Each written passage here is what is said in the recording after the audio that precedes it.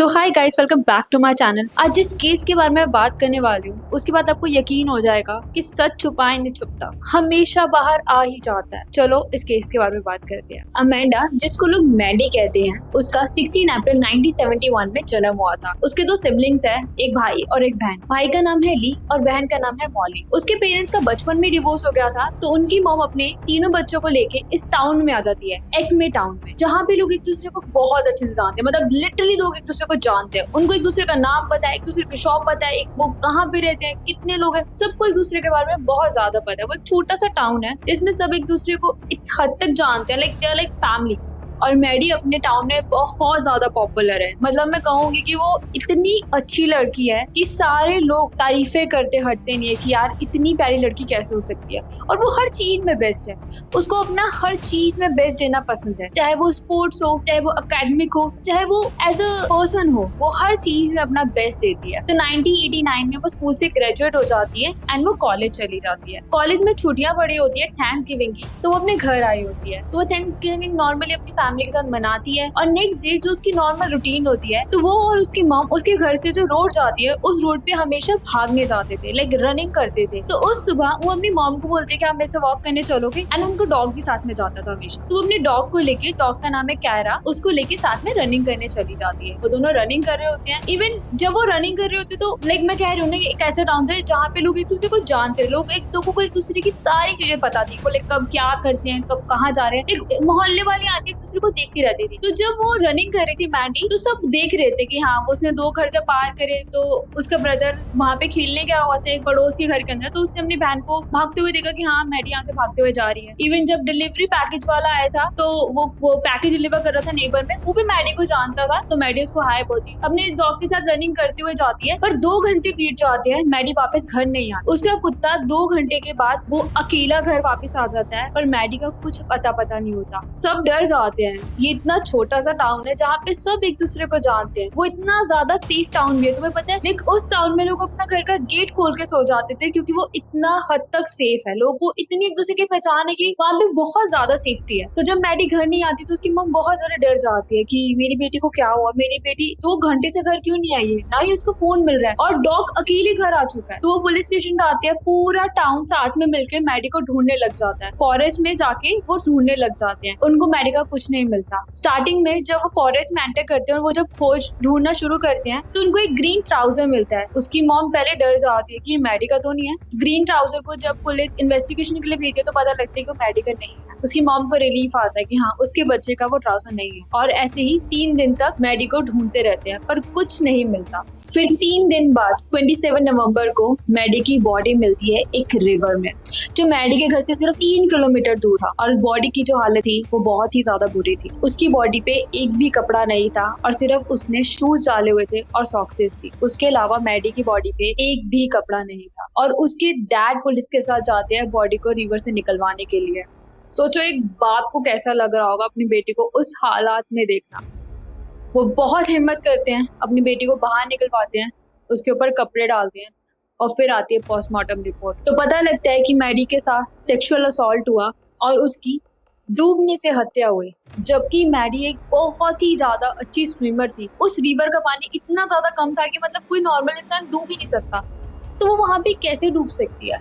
ये चीज उसकी माँ को, उसकी फैमिली को खाई जा रही थी कि वो कैसे उस जगह पे डूब सकती है। उस बंदे ने उसके साथ इतना बुरा तो किया ही, बाद में उसको मार भी दिया। तो अब पुलिस इन्वेस्टिगेशन स्टार्ट करती है। मैडी का एक बॉयफ्रेंड था रिक, जो थैंक्स गिविंग में मैडी के साथ आया था।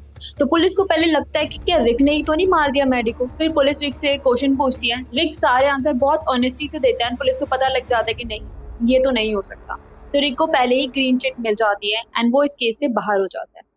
अब पुलिस को समझ नहीं आ रहा था कि कौन हो सकता है। और वो टाउन में सबसे पूछताछ करते हैं पर उनको कोई क्लू नहीं मिलता। पर पुलिस ने एक बहुत अच्छी चीज करी थी उस समय, उन्होंने मैडी के बहुत सारे डीएनए सैंपल ले लिए थे। उस समय 1989 में इतनी ज्यादा टेक्नोलॉजी नहीं थी कि आप पता लगा सको सैंपल से कि किसने किया होगा, मतलब कौन हो सकता है कल्प्रिट। उस समय सैंपल से आप पता नहीं लगा सकते थे, टेक्नोलॉजी बहुत पिछड़ी हुई थी।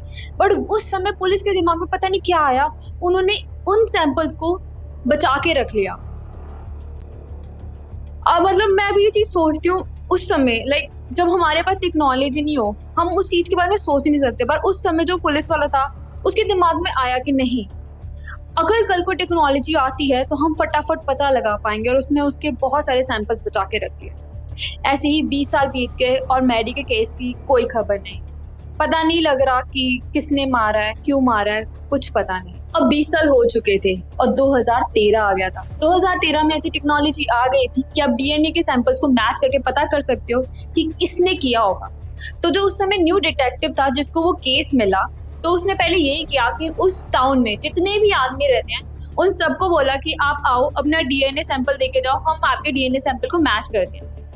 सबके टेस्ट हो गए बट कोई भी क्लू नहीं मिला। उनमें से कोई भी इंसान नहीं था जिसका उसके साथ मैच हो सके। और फिर पुलिस को समझ नहीं आ रहा था अब क्या करे। 22 साल हो चुके हैं उस केस को, 22 साल हो गए मैडी को मरे हुए और नो क्लू। उसके बाद एक चीज होती है, लाइक मिरेकल ही कह लो। 2 औरतें वाटर पार्क में बैठ के बात कर रही थी। अचानक से बात करते हुए उन्होंने मैडी के केस के बारे में बात करनी शुरू करी।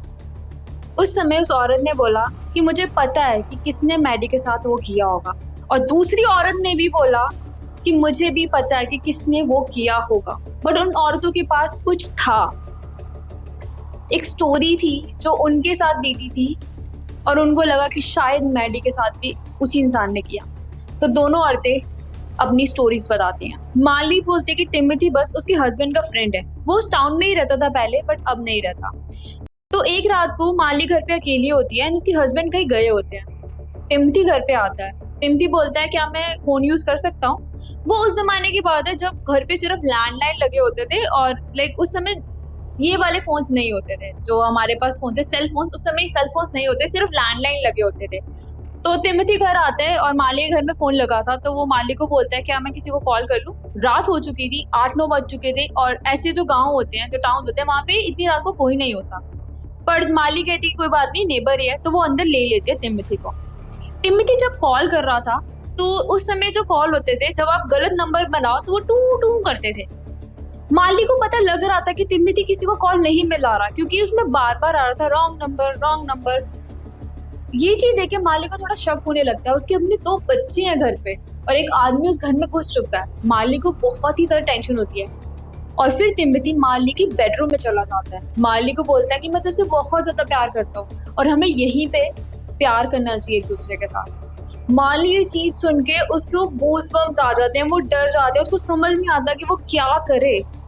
ये सिचुएशन, इतनी रात को उसके 2 छोटे बच्चे, वो क्या करे।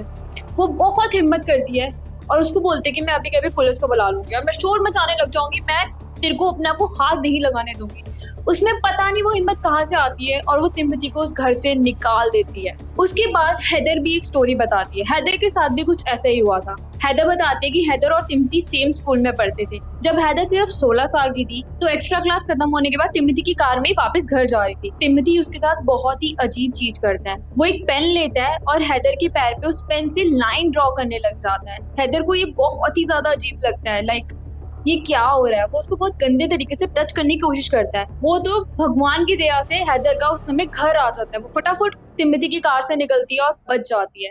उन दोनों को लग रहा था कि जो उन दोनों के साथ एक्सपीरियंस हुआ है उससे उनको लग रहा था कि टिमोथी ने ही मैडी के साथ कुछ किया, क्योंकि सिर्फ उस पूरे टाउन में एक वो ही ऐसा लड़का था जो ऐसी चीजें कर रहा था। और मैडी के मर्डर होने के कुछ टाइम बाद ही वो उस टाउन से चला जाता है, जैसे गायब ही हो जाता है। पता नहीं कहाँ चला गया, लोगों को पता ही नहीं था। तो ये चीज इन दोनों लेडीज ने किसी और के साथ शेयर नहीं करी थी। तो वो हिम्मत करके पुलिस को जाके बताती है।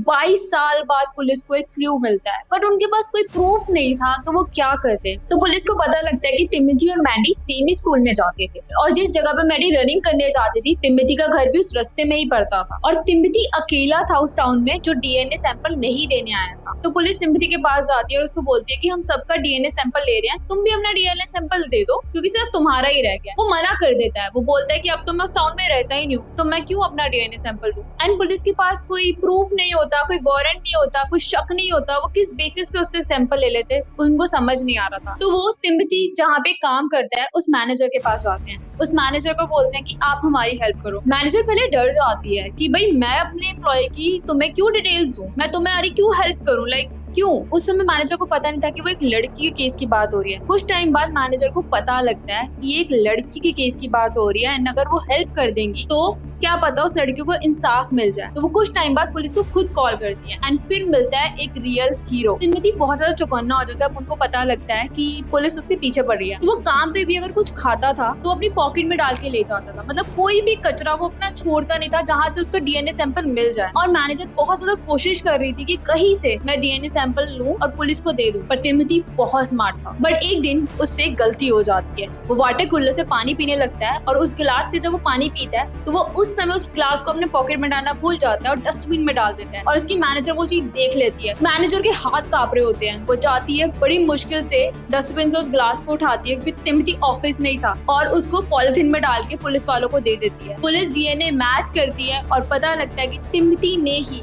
मैडी के साथ सब कुछ किया था। 22 साल बाद मैडी का कल्प्रिट मिल जाता। उसके बाद 2017-18 ऑलमोस्ट 30 साल हो चुके हैं और फिर केस कोर्ट में जाता है। पुलिस सारे सबूत दिखाती है और पुलिस बताती है कि तिमोथी ने ही सब कुछ किया था। तिमोथी साफ मना कर देता है। कहते हैं कि सब कुछ म्यूचुअल था। वो मेरे साथ खुद सब कुछ करना चाहती थी। अगर वो तेरे साथ करना भी चाहती थी तो वो मरी कैसे? वकील उसको ये पूछता है, वो मरी कैसे? फिर वो डूबी कैसे इतने कम पानी में? उसके पास कोई जवाब नहीं होता। और उसकी बीवी भी, तिमोथी की बीवी भी फेक गवाही देने आती है कि उनका पति उसके साथ ही था, जबकि उसका पति उस समय उसको मिला तक नहीं था। ये सारी चीजें जज नहीं मानता। जज सिर्फ प्रूफ की तरफ देखता है कि हाँ डीएनए मैच हो चुका है और वो उसको सजा सुना देता है। उसके बाद जब तिमोथी को जेल हो जाती है, उसकी खुद की वाइफ आके बताती है कि उसने झूठ बोला था, तिमोथी उसके साथ कभी भी नहीं था और वो उसको डिवोर्स दे देती है। और अब तिमोथी जेल में है। मैडी को इतने सालों के बाद इंसाफ मिल जाता है और मैडी की मॉम की उम्र 81 ईयर्स की हो गई है। और सबसे ज्यादा मतलब जो उनकी मॉम के साथ ये केस तो हुआ ही, 30 साल की एक बहुत बड़ी जर्नी उन्होंने सही अपनी बेटी को इंसाफ दिलाने के लिए। बट उनके साथ एक और चीज भी हुई थी। मैडी का एक बड़ा भाई भी था जिसको लोगों ने गोली मार के मार दिया था। उस बेटे को अभी तक इंसाफ नहीं मिला। उसका कल्प्रिट अभी तक नहीं मिल पाया, बट एटलीस्ट उनकी बेटी को इंसाफ मिल गया। मतलब ये पूरा केस ऐसा था ना, हर चीज में मुझे खुद को गूज़बम्प फील हो रहे थे कि लाइक 30 साल आप बार बार जा रहे हो पुलिस स्टेशन, कोर्ट, मतलब कोशिश कर रहे हो कि अपने बच्चे को इंसाफ दिला दो। आप 81 ईयर्स के हो गए हो। लाइक उनकी मॉम की एज 81 ईयर्स की हो गई थी। कोई उम्मीद नहीं रहेगी थी उनके पास। बट कहते हैं ना कि सच छुपाए नहीं छुपता। आज के लिए इतना ही। मिलती हूँ अगली वीडियो।